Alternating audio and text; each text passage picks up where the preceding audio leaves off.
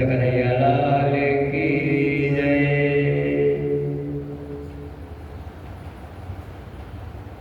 महापुरुषों का वचन है। महाराज कबीरदास जी ने दोहा लिखा कि कबीर यह तन जात है,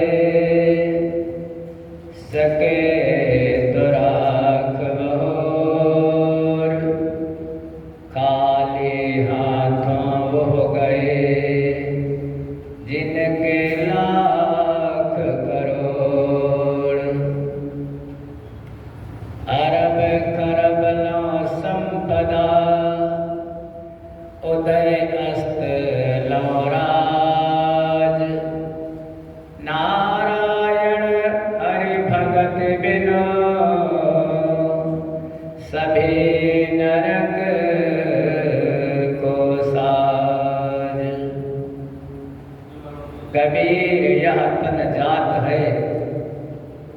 कबीरदास जी कहते हैं, भैया ये जो मनुष्य का शरीर मिला है, भगवान ने कृपा करके दिया है। धीरे धीरे इसका क्षरण हो रहा है। मनुष्य का शरीर षड्विकारी माना जाता है। इस शरीर में 6 दोष हैं, 6 विकार हैं, स्वभाव है इसका। अस्ति जायते वर्धते विपणिमते क्षयते और नश्यते। इस स्थूल शरीर के पहले भी इसकी कोई सत्ता थी? यह नहीं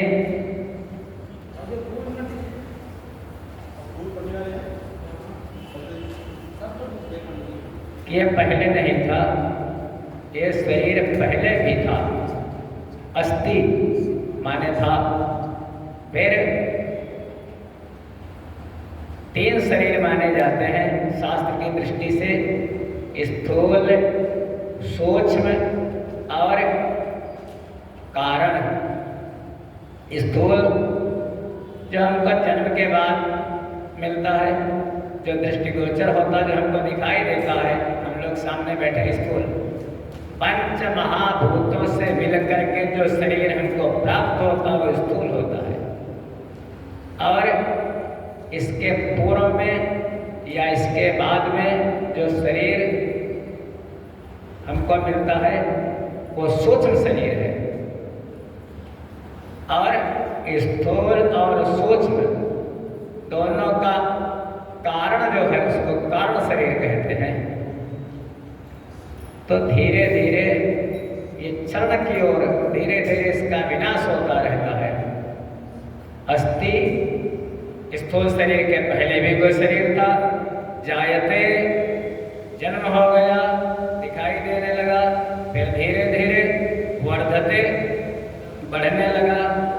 कब हम छोटे से बच्चे हो गए, बच्चे से युवा हो गए, युवा से जवान हो गए, जवान से वृद्ध हो गए और वृद्ध से वही ये जो प्रकृति का क्रम है वो निरंतर चलता रहता है। जन्म मरण जन्म मरण जन्म मरण।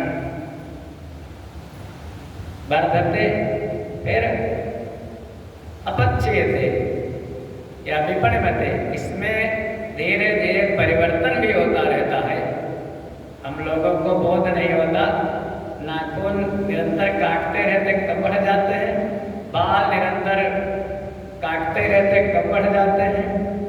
हमारा शरीर कब कलर बदल देता है हम लोग जान ही नहीं पाते। कब काले से सफ़ेद हो गए, कब दांत आए, कब दांत चले गए। अपक्षीयते क्रमिक परिवर्तन धीरे धीरे। फिर ये शरीर जैसा जन्म लेता है, बढ़ता है और फिर एक अवस्था के बाद धीरे धीरे घटता है। क्षरण होता है शरीर का। या कोई भी वस्तु हो संसार में, आप लोग जिस दिन से वस्तु जन्म लेती है, जिस दिन से वस्तु बनाई जाती है, उसी दिन से उसका नाश शुरू हो जाता है। पहले को एक आप ईंट ही ला करके रख दीजिए पीली वाली, तो धीरे धीरे उसका भी किसी मटके का ईंट का आप देखते होंगे दीवार के नीचे नीचे वो दीवारें झड़ने लगती हैं। दवाई जिस दिन से बनती है उसी दिन से उसकी एक्सपायरी डेट भी लिख दी जाती है।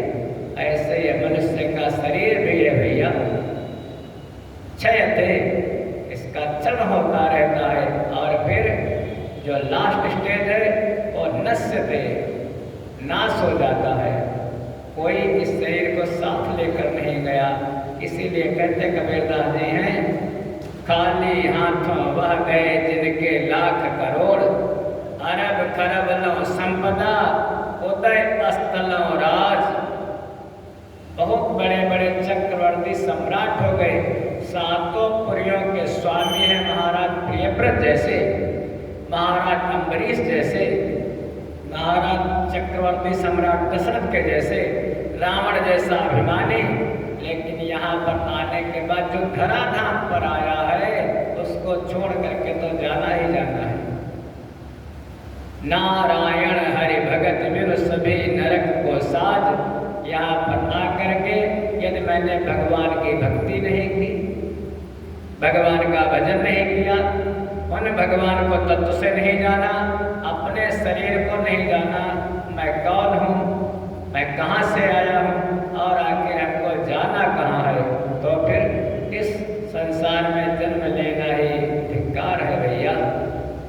बस अगर मूल में कुछ है तो चाहे रामचरितमानस देखो, चाहे कोई भी शास्त्र देखो, चाहे श्रीमद् भागवत देखो, इस घोर कलिकाल में यत् फलं नास्ति तपसा न योगेन समाधिना तत्फलं लभते सम्यक् कलौ केशव कीर्तनात्। यत् फलं नास्ति तपसा, और ना सतयुग त्रेता द्वापर तब तपस्या होती थी, तब ध्यान होता था, तब योग होता था, तब यज्ञ होती थी। लेकिन इस कलिकाल में हम सभी कहते हैं टाइम ही नहीं है, हमारे पास समय ही नहीं है। तो समय किसके लिए? समय भगवान का नाम लेने के लिए तो है। तो बस तत्फले लभते सम्यक कलौ केशव कीर्तनात्।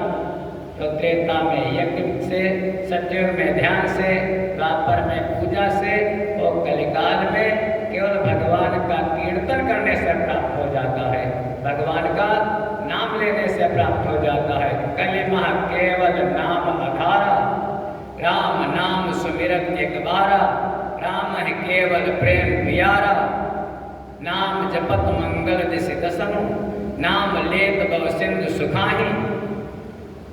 बस भाए कुभाए अलख आलसनु, नाम जपत मंगल दिस दसनु। नाम की बड़ी महिमा है। बस भगवान का नाम लेते रहो, दो बार भगवान का नाम लो, उसके बाद वो चर्चा करें। कृष्ण गोविंद गोविंद गोपाला,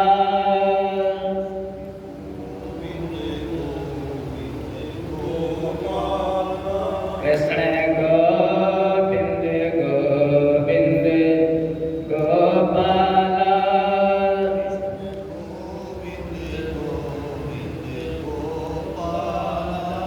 कृष्ण गोविंद गोविंद गोपाला,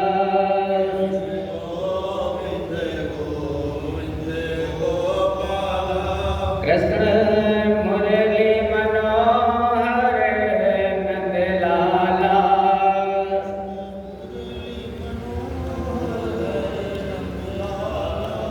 कृष्ण मुरली मनोहर नंद लाला,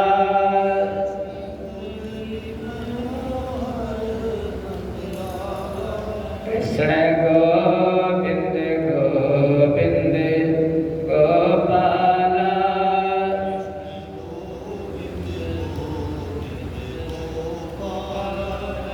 कृष्ण गोविंद गोविंद गोपाला,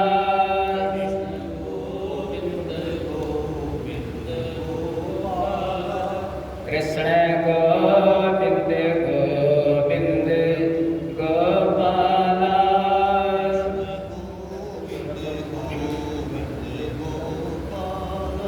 कृष्ण मुरली मनोहर नंदलाला।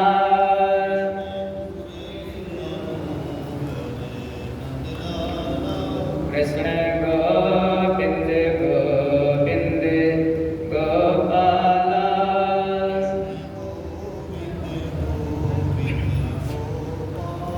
प्रेम से बोलो कृष्ण कन्हैया लाल की।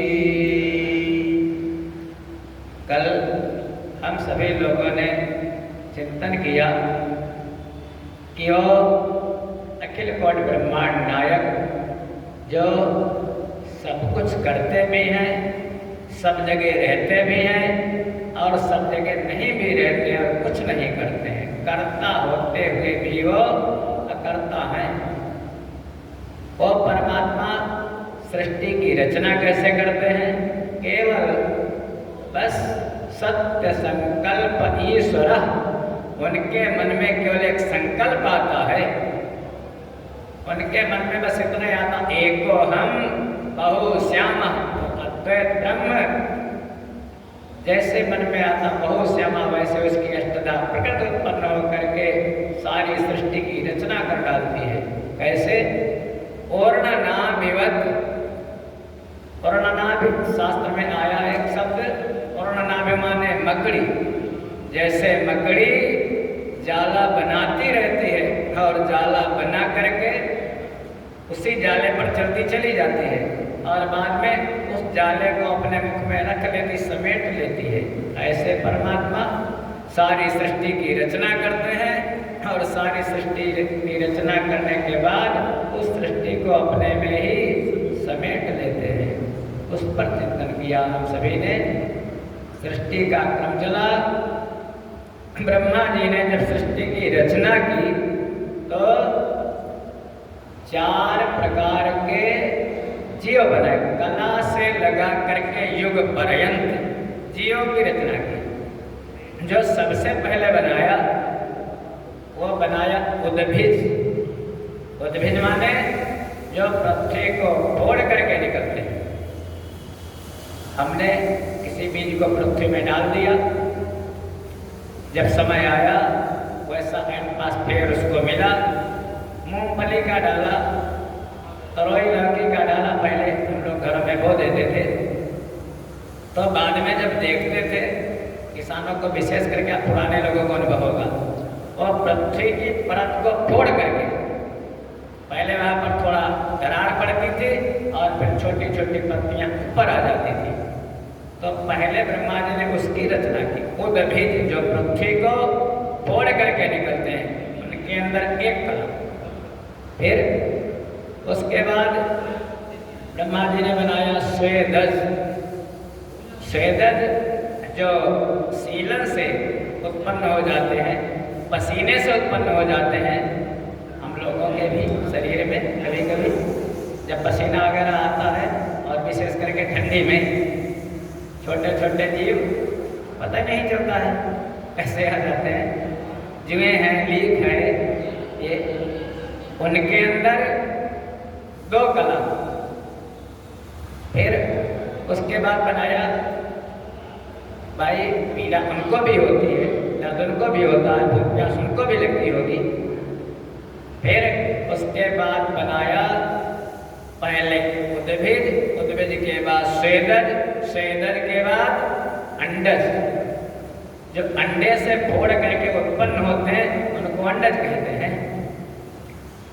बहुत से पक्षी हैं, बहुत से जीव हैं, या ऐसे समझ लो जिनके जिन जीवों के कान होते हैं वो गर्भ के द्वारा बच्चा जन्म देते हैं, और जिन जीवों के छिद्र होते हैं कान की जगह वो अंडे से अपने बच्चे को उत्पन्न करते हैं। तो अंडज जो अंडे को फोड़ करके उत्पन्न होते हैं उनकी रचना की। उनके अंदर 3 कला। उसके बाद ब्रह्मा जी ने जरायुज, जरायुज जो जेड़ से ढके होते हैं उनकी रचना की। उनके अंदर 4 कलाओं का निर्माण किया।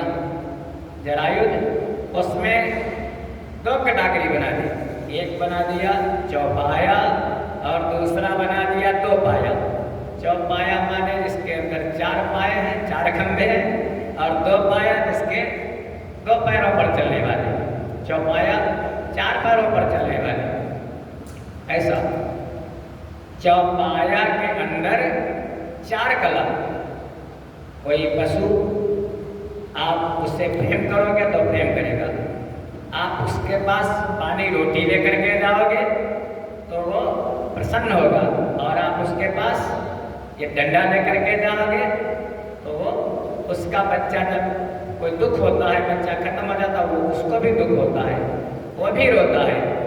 तो चौपाया के अंदर 4 कला और फिर 2 पाया। हम सभी लोग मनुष्यों के अंदर 5 कला, क्योंकि हम मनुष्य पशुओं से तो श्रेष्ठ हैं। भगवान यही कहते हैं कि सब मम प्रिय सब मम उपजाए, सबते अधिक मनुज मोहि भाए।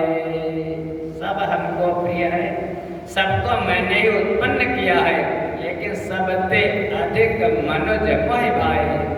मनुष्य हमको सबसे अच्छे लगते हैं, क्योंकि वो ज्ञान के द्वारा हमको प्राप्त कर लेते हैं। उन मनुष्यों के अंदर 5 कला। फिर बहुत से ऐसे हैं जो प्रकृति के अनुसार जीते हैं। भाई हम जैसा हमारी प्रकृति है वैसा हम करते हैं, जो मन होता वो खा लेते हैं, जो मन होता वो पहन लेते हैं, जैसा मन होता वैसे रहते हैं। कोई हमें डिस्टर्ब नहीं कर सकता, हम किसी को क्यों माने। जो प्रकृति के अनुसार जीते हैं उनके अंदर 5 कला, और जो संस्कृत के अनुसार जीते हैं 2 कैटेगरी है मनुष्यों की, एक आस्तिक दूसरे नास्तिक। फिर जो संस्कृत के अनुसार जीते हैं उनके अंदर 6 कला। ऐसा इसलिए हम सभी लोग तो, हमारी भारतीय संस्कृति है, हमारे वेद की परंपराएं हैं, हम उसके अनुसार अपने जीवन का निर्वहन करते हैं। तो 6 कला के बाद अगर महाराज कोई ज़्यादा खास है तो उसके अंदर 7 कला, फिर वो भगवान का अवतार ही मान लिया जाता है। उसके बाद ये मनुष्य का शरीर महाराज झेल नहीं सकता। उसके बाद अगर ज़्यादा कुछ होगा तो भगवान का अवतार हो जाता है, कहीं नरसिंह, कहीं वामन, कहीं परशुराम, कहीं राम, कहीं कृष्ण। कला से लगा करके युग पर्यंत तक सृष्टि की रचना की। ब्रह्मा जी के शरीर के 2 भाग हुए, मनु महाराज शत्रुपा। मनु महाराज के 2 पुत्र हैं, उत्तानपाद और प्रियव्रत। 3 बेटियां हैं, आकुति, प्रसूति, देवहूति। उनका सबका वर्णन किया। और मुख्य जो सार है, उत्तानपाद की 2 रानियां हैं। उत्तानपाद माने जीव। उत्तानपाद जिसके पैर ऊपर की तरफ हो और सर नीचे की तरफ हो। इस संसार में जो कोई भी आता जन्म लेता उत्तानपाद ही तो है महाराज। और संसार जब हम गर्भ में आते हैं तो हमारा बताओ सर कहाँ होता, पैर कहाँ। जरा देर के लिए भी अगर लटका दिया जाए आपको तो कितना दुख होगा। और 9 महीने तक आप उत्तानपाद बन करके लटके रहे तो भगवान की बड़ी कृपा होगी तो आपको जन्म देते हैं। फिर ये संसार जो है, संसार भी सीधा नहीं है, संसार भी उल्टा ही है। हम लोगों को दिखाई देता है सीधा, लेकिन संसार का स्वभाव कैसा है। श्रीमद् भगवद गीता जी के 15वें अध्याय में भगवान कहते हैं, पहला श्लोक, ऊर्ध्वमूलम मदा शाखम अश्वस्थम प्राहुरव्ययम् छन्दांसि यस्य पर्णानि यस्तंवेद सवेदविद अधश्च ऊर्ध्वं प्रसदास्तस्य शाखा। ये संसार रूपी अश्वत्थ का वृक्ष, पीपल का वृक्ष कैसे है, संसार रूपी वृक्ष ही उल्टा है। तो यहाँ पर रहने वाले भी भैया सब वैसे हैं। तो मनु महाराज के पुत्र उत्तानपाद उनकी दो रानियां, बड़ी का नाम है सुनीति और छोटी का नाम है सुरुचि। इस जीव की दो रानियां हैं, उत्तानपाद रूपी जीव की दो रानियां। एक सुनीति, सुनीति माने अच्छा मार्ग, सुनीति माने श्रेय का मार्ग, जो हमको वेद के द्वारा बताया जाए अच्छा मार्ग। और जब हम वेद के बताए मार्ग पर चलते हैं तो उससे जो फल की प्राप्ति होती है वो फल अक्षय होता है, उसका कभी क्षय नहीं होता। और दूसरा मार्ग है सुरुचि। दूसरी रानी तो सुरुचि। सुरुचि माने हम तो अपने मन की करेंगे, हम वेद शास्त्र को नहीं मानते। तो जो अपने मन की करता है उससे जो फल की प्राप्ति होती है वो ज़्यादा दिन तक फल टिकता नहीं है, नष्ट हो जाता है। सुनीत का बेटा, उसका नाम ध्रुव, आज भी अटल है। जब तक ये धराधाम रहेगा तब तक ध्रुव जी अटल रहेंगे। और सूरज का भी एक बेटा था जिसका नाम था उत्तम, ज़्यादा दिनों तक जीवित नहीं रहा था, यक्षों के द्वारा मारा गया था। कथाएं तो हमको समझाने के लिए किसी जीव की दो रानियां हैं। जो बड़ा वाला बेटा उत्तम, एक दिन आप लोगों ने तो बहुत बार कथा सुनी है, वही कथा है कि बैठे हैं, गोद में बालक ध्रुव है, मौसी आई, धक्का दे करके नीचे गिरा दिया, रोता रोता अपनी माँ के पास आया। माँ ने कहा बेटा अगर वो तो जगत के पिता हैं, वो संसारी पिता हैं, और तुमको प्राप्त करना तो परमात्मा के शरण में जाओ। सा गुरु सा पिता चापी सा माता बांधो विसा। माँ संस्कार दे दी, जैसे सुनीत जो अच्छी नीति बताए, सुनीत ने कहा ध्रुव जी वैसे ही चल दिए। रास्ते में जा रहे थे, हम मार्ग पर निकल तो लेते हैं, लेकिन हमको मार्ग बताने वाला जब कोई होता नहीं है तो हम भटक जाते हैं। मार्ग बताने वाला केवल इस संसार में गुरु ही है। गुरु से बढ़कर के अगर भगवान से मिलाने वाला कोई है तो गुरु। देवर्षि नारद जी आ गए। नारद जी को लगा बच्चे में दम तो है, बच्चे में भाव है, थोड़ा बुरे वचन इसको लग गए हैं, लेकिन हमें लगता साधना पथ का पथिक है, लेकिन क्या भगवान को प्राप्त कर सकेगा। नारद जी आए, अवस्था है 5 वर्ष की। नारद जी ने कहा बेटा आगे बहुत खतरा है, जंगल में जाओगे, वहाँ पर बनेले जीव जंतु हैं और बहुत से कष्ट मिलेगा तुमको, क्या झेल पाओगे। ध्रुव ने कहा कुछ भी हो, अब तो हमको जाना ही है। नारद जी ने कहा फिर जाओगे, लेकिन वहाँ जा करके भगवान का ध्यान कैसे करोगे, किस मंत्र का जाप करोगे, क्या तुमने अभी तक गुरु बनाया है। ध्रुव ने कहा गुरु तो नहीं बनाया, लेकिन हे प्रभु मैं अभी आपको ही गुरु बना लेता हूँ। चरणों में गिर गए। नारद जी ने शिष्य स्वीकार किया और नारद जी ने कहा बेटा यहाँ से तुम चले जाओ। तत्तात कक्ष भद्रन्ते यमुना यस्य तटं शुचिः पुण्यं मधुवनं यत्र सानिध्यं नित्यदा हरे। चले जाओ यमुना जी के किनारे, और यमुना जी के किनारे एक मधुपुरी है, उसी मधुपुरी में जा करके अश्वत्थ वृक्ष के नीचे बैठ करके भगवान का ध्यान करो। जपश्च परमे गुह्यम मंत्रे इह नृपात्मजा। एक जो परम गुह्य मंत्र तुमको देता हूँ उसका जप करना। मंत्र दे दिया, हम सभी लोग वही करते हैं, मान लिया। हम ओम नमः शिवाय का जाप कर रहे हैं, ओम नमः शिवाय, ओम नमः शिवाय, ओम नमो भगवते वासुदेवाय। मंत्र में शक्ति है, क्योंकि मंत्राधीनो देवता, जितने भी देवता हैं वो मंत्र के अधीन है। देवताओं की मजबूरी, अगर आप मंत्र पढ़ोगे देवताओं को आना पड़ेगा। और फिर मंत्र विप्राधीनो मंत्र, मंत्र तो ब्राह्मणों के अधीन है, आचार्य जी के अधीन है। महाराज मंत्र का जप करोगे देवता आएंगे, लेकिन मंत्र आप अगर अपने यहाँ पढ़ने लग जाओगे तो मंत्र फलदायी तो होगा, लेकिन फलदायी कितना होगा। जैसे मान लिया बंदूक की गोली फेंक करके मार दोगे तो बस थोड़ी सी चोट जरूर लगेगी, लेकिन वही मंत्र जब गुरुदेव के मुख से निकल जाता है तो महाराज बड़े बड़े जीवों का संहार कर देता है, बड़े बड़े पापों को नष्ट कर देता है। मंत्र दे दिया, ओम नमो भगवते वासुदेवाय, इसका जप करना। ध्रुव जी चले गए और जा करके जप करने लगे। कहने लगे, पूछा नारद जी से, गुरुदेव ये बात बताओ, मैंने मंत्र का जप किया तो परमात्मा हमारे सामने आ जाएंगे, वो प्रभु मान लिया अभी तो हम लोग अगर को ऐसे देखते, लेकिन अगर वास्तव में दर्शन दे दे भगवान, प्रकट हो जाए भगवान, तो हम क्या है ना चरम चक्षुओं से देख पाएंगे, क्या हम उनको पहचानेंगे कैसे? तो पहचान बताई देवर्षि नारद जी ने, बेटा जब भगवान आएंगे सामने तो भगवान का स्वरूप कैसा है, भगवान का रूप कैसा है? प्रसादभिमुखं शाश्वत प्रसन्नं वदनेक्षणं सुनासं शुभ्रवं चारु कपोलं सुरसुन्दरं।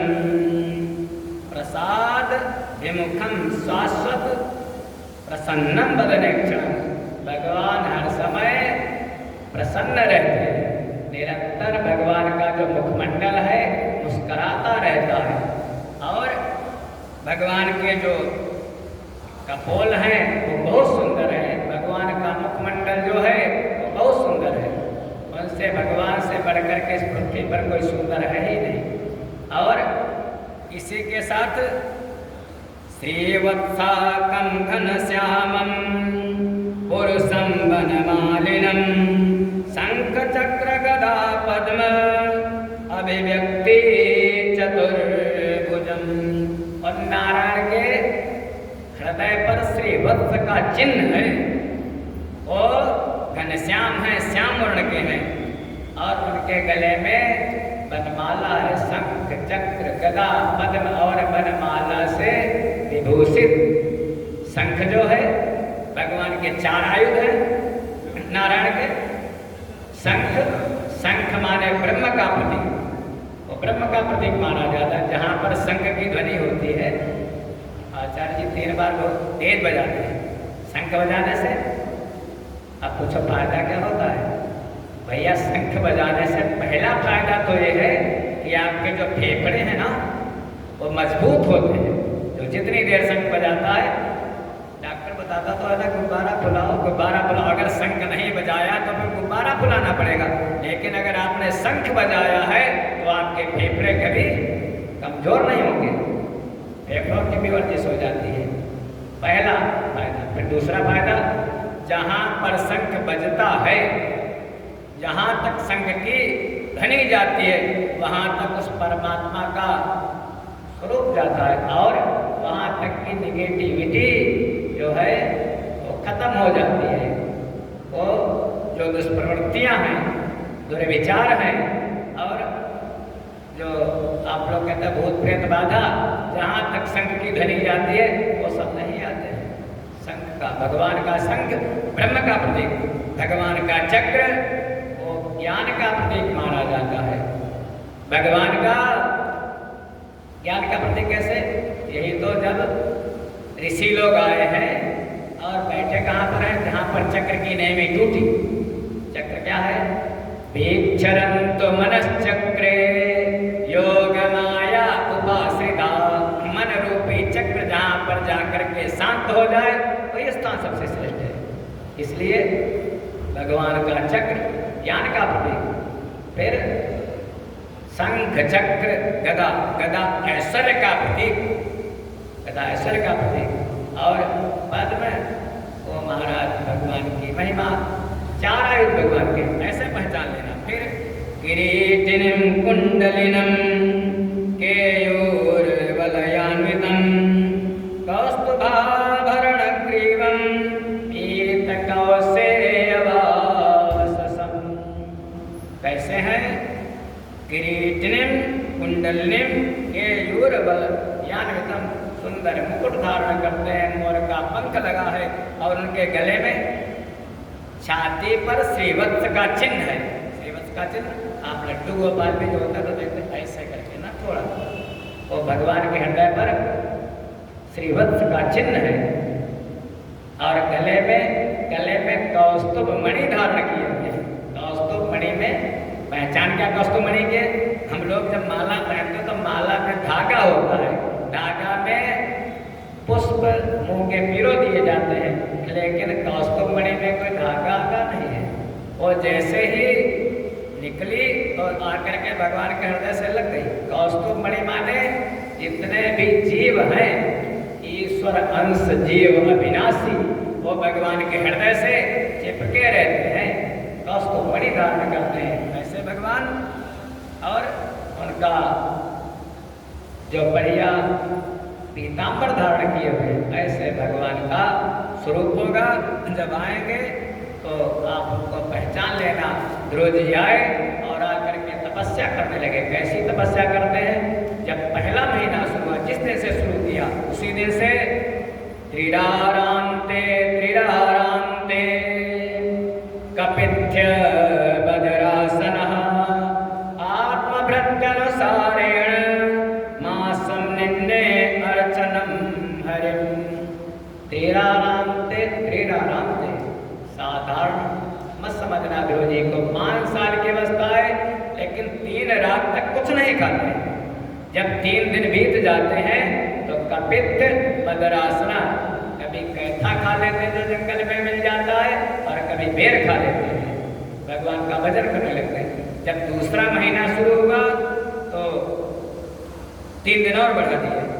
दूसरे महीने में 6 दिनों के बाद 6 दिनों तक कुछ नहीं खाते, और 6 दिनों के बाद सूखी घास और जो पत्ते मिल जाते हैं उनको खा लेते हैं। ऐसी घोर तपस्या की। फिर जब तीसरा महीना शुरू हुआ तो 3 दिन और बढ़ा दिए ध्रुव ने। 9 दिन तक कुछ नहीं लेते हैं, और 9 दिनों के बाद केवल जल पी लेते हैं। जल पी करके फिर तपस्या करने लग जाते हैं निरंतर भगवान की। जब इतना घोर तप करते हैं तब भगवान है, समझो भगवान इतनी जल्दी प्राप्त हो जाते हैं भैया। अरे ध्रुव की जन्मों जन्मों की तपस्या है। फिर जब चौथा महीना शुरू हुआ तो 3 दिन और बढ़ा दिए। 12 दिन तक कुछ नहीं लेते हैं, जल भी छोड़ दिया, और 12 दिनों के बाद यहाँ तक श्वास भी नहीं लेते हैं। और 12 दिन जब बीत जाते हैं तो सांस ले लेते हैं, और श्वास लेकर के फिर तपस्या करने लग जाते हैं चौथे महीने में। फिर जैसे 5वां महीना शुरू हुआ तो हे राजन, पंचमे मासनुप्राप्ते जितश्वासो नपात्मजः ध्यायन् ब्रह्मपदैकेन तस्थौ अस्थाणुरिवाचलः। जैसे 5वां महीना शुरू हुआ, जितश्वासो नृपात्मजः, श्वास को भी जीत लिया ध्रुवराज ने। बस सांस लेना भी बंद भैया। जैसे ही जब ध्रुव ने खींची प्राणवायु तो वायु रुकी त्रैलोकों की, कोहराम मचा भूचाल उठा, दम घुटने लगी प्राणियों की। 3 लोकों की ऑक्सीजन रुक गई। याद होगा 19-20 जब कोरोना काल आया था हमारा, तो ऑक्सीजन के लिए कितनी मारा मारी होती थी। आप लोगों को कहते हो भगवान ने हमको क्या दिया, ये तो कहते अरे भगवान ने आपको इतनी स्वच्छ हवा दी है, यहाँ पर आनंद आश्रम में बैठ करके हमारा कितनी सुंदर हवा। ऑक्सीजन की भी कमी आ जाए, आप कहते हो भगवान ने हमको क्या दिया है, शुद्ध जल दिया है, आपको शुद्ध वायु दी है, अग्नि दी है, आकाश दिया, पृथ्वी दी है। भगवान ने आपको दिया क्या नहीं है, शरीर दिया है महाराज। तो जैसे ही प्राणवायु खींची, 3 लोकों की वायु रुक गई। सारे प्राणी भगवान के आगे जाकर के विनती करते, प्रभु भक्त तपस्या कर रहा है, जाओ जाकर के दर्शन दो। जैसे ही भगवान ने सुना, भगवान ध्रुव के आगे प्रकट हो गए, लेकिन ध्रुव तो नेत्र बंद किए बैठे हैं। भगवान ने अपनी मनोहर मूर्ति ध्रुव के हृदय से हटा दी। ध्रुव ने जैसे नेत्र खोले तो देखा, पहचान तो गुरु जी ने पहले बता दी थी।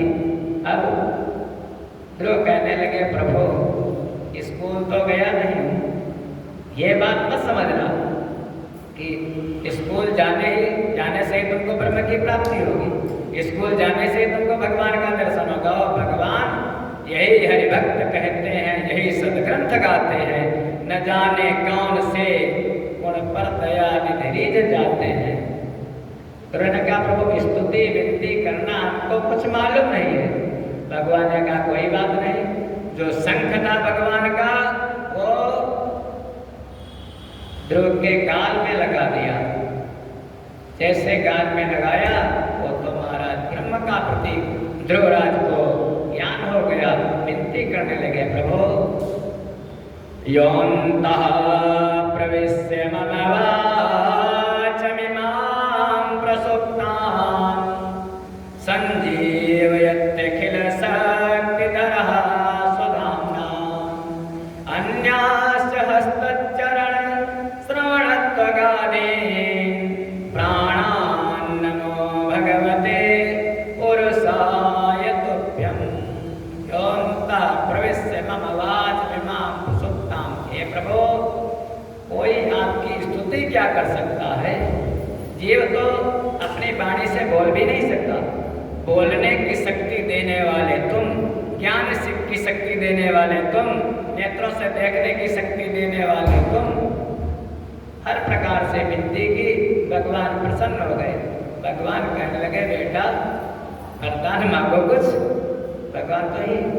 भगवान बिना मांगे सब कुछ दे देते। लोग कहते हैं प्रभु कुछ नहीं चाहिए, भक्ति करो भगवान की तो कामना के वशीभूत होकर के मत करो। अगर आपने भगवान से मांग लिया तो भगवान तो आपको पता नहीं क्या देना चाहते हैं, लेकिन मांग करके आपने भगवान को संकुचित कर दिया।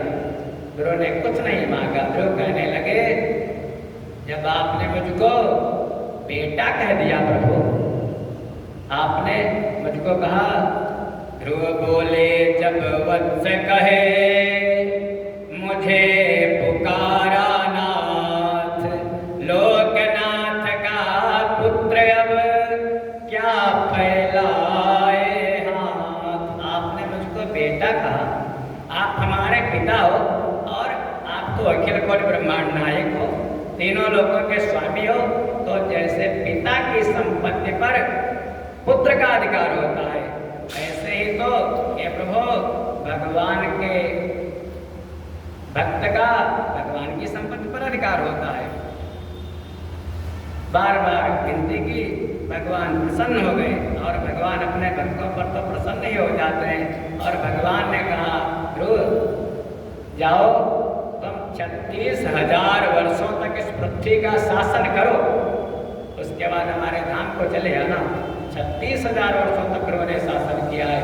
और उसके बाद एक समय ऐसा आया कि महाराज मृत्यु तो आती ही है। तो काल आया, काल ध्रुव जी के आगे सामने हाथ जोड़ करके खड़ा है। काल रुक गया क्योंकि भगवान ने को अटल पद दिया है, ध्रुव पद दिया है। काल रुक गया। भक्तराज आप चलिए, क्योंकि इस संसार से जो आया उसको जाना तो पड़ते, प्रकृति का नियम बदल जाएगा। उसी समय ऐसा वर्णन है भागवत में, ध्रुव जी ने मृत्यु के सर पर पैर रख करके, विमान खड़ा है, भगवान के पार्षद खड़े हैं, मृत्यु के काल खड़ा है सामने, मृत्यु के सर पर पैर रख करके ध्रुव विमान पर बैठ गए। आगे देखा ध्रुव जी ने, माता जी का सुनीत का विमान आगे आगे जा रहा है, पिताजी का विमान आगे आगे जा रहा है। ऐसा लोक मिला जिसे कहते ध्रुव लोक। आज भी अटल है महाराज। जिस कुल में कोई धर्मवान बेटा उत्पन्न हो जाता है वो कुल धन्य हो जाता है। कुल पवित्रम जननी कृतार्था वसुंधरा भाग्यवती च तेन।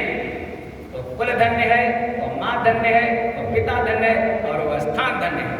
आपके बरेली का एक नाम है, तो अभी इतिहास उठा करके देख लो, गूगल पर सर्च करो, किसका नाम आएगा? किसी भक्त का नाम आएगा, किसी वीर का नाम आएगा। परम श्रद्धेय, परम विद्वान महाराज एक रामायण की जिन्होंने सरल भाषा में कहा जाता है युग तुलसी, परम श्रद्धेय महाराज राधे श्याम जी, उनकी नगरी है बरेली। तो वसुंधरा भाग्यवती च तेन, जहाँ पर भगवान का भक्त उत्पन्न हो जाता है वो धरा धन्य हो जाती है। भगवान कहते हैं भक्त तो मेरा चिंतन करते हैं, लेकिन मैं भक्तों का चिंतन कैसे करता हूँ? भगवान की वाणी है। भगवान कहते हैं कि मैं तो हूँ भक्तन को दास, भगत मेरे मुकुट मणि। मैं तो हूँ भक्तन को दास, भगत मेरे मुकुट मणि। जो कोई भजे भजो मैं वाको, जो कोई भजे भजो मैं वाको। रहूं दासन को दास, जो कोई भजे भजो मैं वाको। रहूं दासन को दास, सेवा करे करूं मैं सेवा। सेवा करे करूं मैं सेवा। ओ सच्चा विश्वास भगत मेरे मुकुट मणि। मैं तो हूँ भक्तन को दास, भगत मेरे मुकुट मणि। कितनी कितनी सेवा करते हैं भगवान अपने भक्तों की। भक्त करते हैं तो अलग अलग, भगवान कितनी सेवा करते हैं। कहते हैं कि पैर दबाऊं सेज बिछाऊं, पैर दबाऊं सेज बिछाऊं। नौकर बनूं हजान, आंखों बैल बनूं गढ़वारा। आंखों बैल बनूं गढ़वारा। बिन तनखा रथवान और का कहूं धनी। मैं तो हूँ भक्तन को दास, मैं तो हूँ भक्तन को दास, भगत मेरे मुकुट मणि। जूठा खाऊं गले लगाऊं, जूठा खाऊं गले लगाऊं। नहीं जाति को ध्यान, आचार विचार कछु ना देखूं। देखूं प्रेम सम्मान, यही तो मेरे मन बिठनी। मैं तो हूँ भक्तन को दास, भगत मेरे मुकुट मणि। अपन परन विसारे भगत को, पूरो परन कराऊं। पितामह भीष्म जी का अपनो परन विसारी भगत को, पूरो परन कराऊं। साधु जाचक बनूं कहे सो, बेचे तो बिक जाऊं। भगत मारे सिर धरनी। मैं तो हूँ भक्तन को दास, भगत मेरे मुकुट मणि। मैं तो हूँ भक्तन को दास। करुण छोड़ बैकुंठ त्यागूं, नंगे पायन धाऊं। करुण छोड़ बैकुंठ त्यागूं, नंगे पायन धाऊं। जब जब भीड़ पड़े भक्तन पर, तब तब दौड़ा आऊं। भगत की सेवा करूं। मैं तो हूँ भक्तन को दास, भगत मेरे मुकुट मणि। मैं तो हूँ भक्तन को दास, भगत मेरे मुकुट मणि। जो कोई भक्ति करे कपट सो, वाको भी अपनाओ। कैसे भी बजो भगवान के, चाहे प्रेम से बजो, चाहे बैर से बजो, चाहे कपट से बजो। कहते हैं जो कोई भक्ति करे कपट सो, वाको भी अपनाऊं। साम दान और दंड भेद सो, सीधे रस्ते लाऊं। साम दाम और दंड भेद से सीधे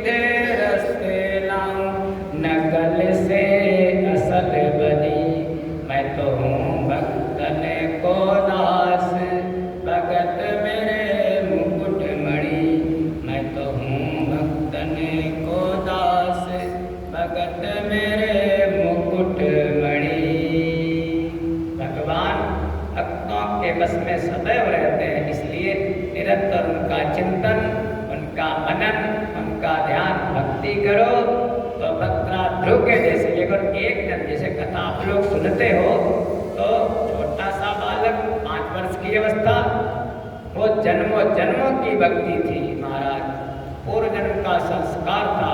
वो भक्ति जैसे ही हमारी मृत्यु होती है दूसरा जन्म होता वहीं से शुरू हो जाती है, भक्ति कभी कम नहीं होती है। ऐसे बस कथा का तात्पर्य यही है।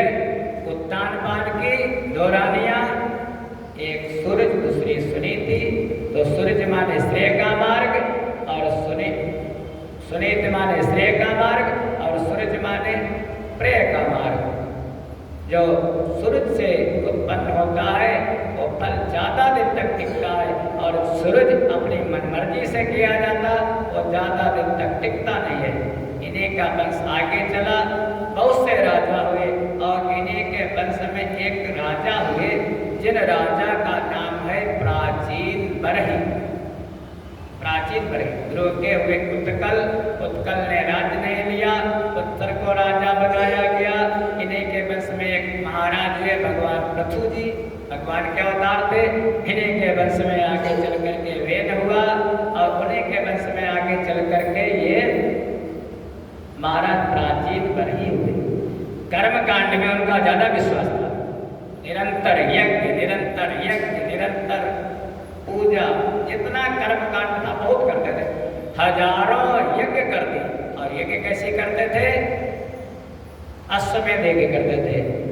एक दिन देवर्षि नारद पहुंच गए, कहने लगे राजन, ये जो तुम निरंतर यज्ञ करते रहते हो, भो भो प्रजापते राजन पशोन पश्येत्वया धरे। ये जो यज्ञ ऊपर की तरफ देखो, राजा ने ऊपर की तरफ देखा तो बहुत जितने भी हाथी घोड़े गीदो चोंच फैला कर मुख फैला कर उनको काटने के लिए दौड़ रहे हैं।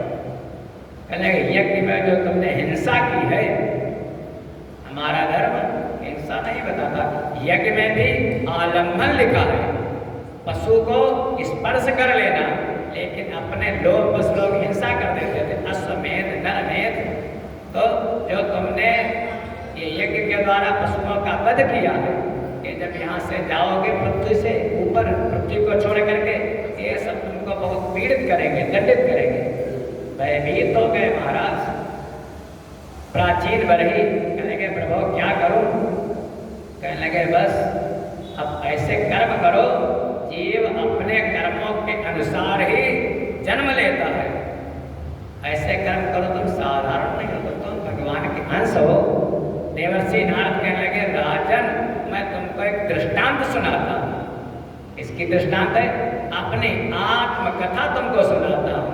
अब नारद माने भगवान का मन, नारद माने ज्ञानी, तो साधारण कथा तो कहेंगे नहीं। कहने लगे राजन, एक आसीत पुरंजनो नाम राजा राजन गृहस्रवा तस्या अविज्ञात नामा सखा अविज्ञात चेष्टितः। एक राजा है, जिस राजा का नाम है पुरंजन, और उसका एक मित्र है पुरंजन का, जिसका नाम है अभिज्ञात। ज्ञात नहीं, अभिज्ञात। दोनों इस सारी पृथ्वी का भ्रमण करते हैं, तीनों लोगों का भ्रमण करते हैं, लेकिन कहीं पर उनको ठौर ठिकाना नहीं मिला, अच्छा नहीं लगा। आखिर में वो पुरंजन नाम का राजा यहाँ पर आया भारत खंड में, तो देखा एक सुंदर नगर देखा, सुंदर नगर देखा जिसके 9 दरवाजे हैं। एक पुर देखा, जो 9 दरवाजों वाला पुर, उसी पुर में वो पुरंजन नाम का राजा निवास करने लगा। अच्छा लगा, उसी में रहने लगा। एक दिन बगीचे में घूम रहा था, तो बगीचे में घूमते घूमते उसको एक बड़ी सुंदर स्त्री दिखाई दी। अब स्त्री दिखाई दी जैसे ही, तो उसका मन स्त्री से लग गया। तो देखा ये स्त्री कौन है? उस स्त्री के साथ में उसके 10 सेवक हैं, सेवा करने वाले 10 सेवक। और 10 सेवकों की 100 सेविकाएं हैं, 100 सेवा करने वाली सेविकाएं हैं। उसी के साथ एक 5 फन वाला सर्प जो है उसका द्वारपाल है। एक सर्प जिसके 5 फन है उसका द्वारपाल आगे आगे चलता है। पुरंजन चला गया और जाकर के उस पुरंजनी से परिचय पूछा, तुम कौन हो स्त्री से? उसने कहा यह तो मुझको मालूम नहीं है मैं कौन हूँ, लेकिन तुमको रहना है तो तुम रह सकते हो और हमारे साथ विवाह कर सकते हो। राजा पुरंजन ने पुरंजनी से विवाह कर लिया। धीरे धीरे समय बीतने लगा। उस नगर के 9 दरवाजे हैं। 7 दरवाजे तो ऊपर की तरफ खुलते हैं और 2 दरवाजे नीचे की तरफ खुलते हैं। उसी के साथ एक दक्षिण की तरफ और 2 पश्चिम की तरफ, 5 ऊपर की तरफ। 9 दरवाजों वाला पुर। उसके बहुत से सेवक हैं, लेकिन 2 सेवक जो हैं अंधे हैं। एक का नाम निर्वाक, दूसरे का नाम पेशस्कृत। वो जहाँ कहीं भी जाता है आँख वाले सेवक होते हुए भी राजा पुरंजन अंधे सेवकों को लेकर के जाता है। एक जो उसका प्रधान सेवक है उसका नाम है विशुचीन। विशुचीन के साथ वो जाता है भ्रमण करने के लिए, इधर उधर घूमता रहता है। एक दिन वह विशुचीन के साथ गया और जंगल में शिकार खेलने के लिए। स्वभाव कैसा है, उसकी स्त्री जैसा बताती वैसा ही करता है। अगर स्त्री रोती है तो रोता है, स्त्री हंसती है तो हंसता है, स्त्री चलती है तो चलता है, स्त्री बैठती है तो बैठ जाता है। जंगल में शिकार खेलने के लिए गया, वहाँ पर बहुत से जीवों का शिकार किया। जब वापस आया तो पता चला स्त्री दिखाई नहीं दी। अरे बहुत रोया, बहुत रोया। दासियों ने बताया कि वो तो कोप भवन में है महाराज। जा करके उसको मना लिया।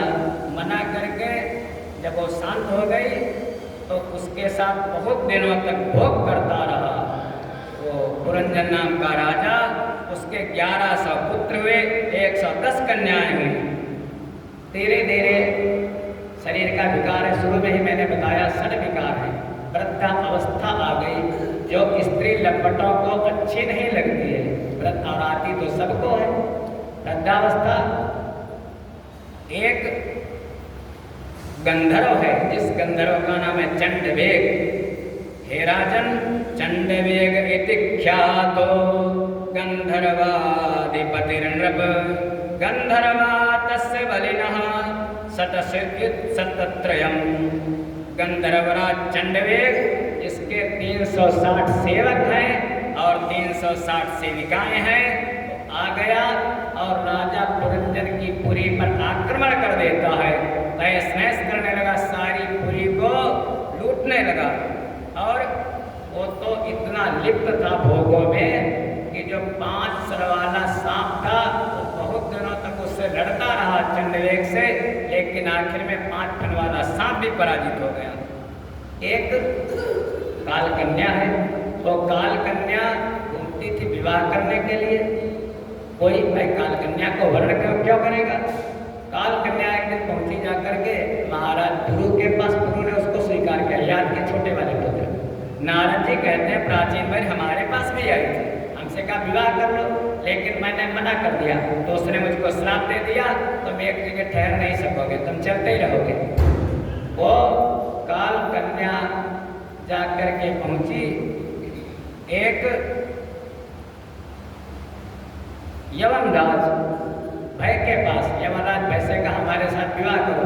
यवनराज ने कहा मैं विवाह तो नहीं करूंगा, लेकिन मेरे 2 छोटे भाई ज्वार और प्रज्वार, इनके साथ मिलकर के तुम पृथ्वी पर भ्रमण करती रहो, सुख पाती रहो, विचरण करती रहो। अब ज्वार और प्रज्वार के साथ वो काल कन्या सारी पृथ्वी पर घूमने लगी। और उसी समय पुरंजन की पुरी को घेर करके नष्ट करना शुरू कर दिया। चारों तरफ से आग लगा दी। जो 5 फन वाला सांप था वो बहुत दिनों तक लड़ा, आखिर में वो भी जल करके उसमें नष्ट हो गया। पुरंजन मुंह से रो रहा था और उसी समय वो यवनराज भय वहाँ पर आधम का सभी पुरंजन के साथ सारा नगर भी नष्ट हो गया और स्त्री भी जल गई, कुछ नहीं बचा।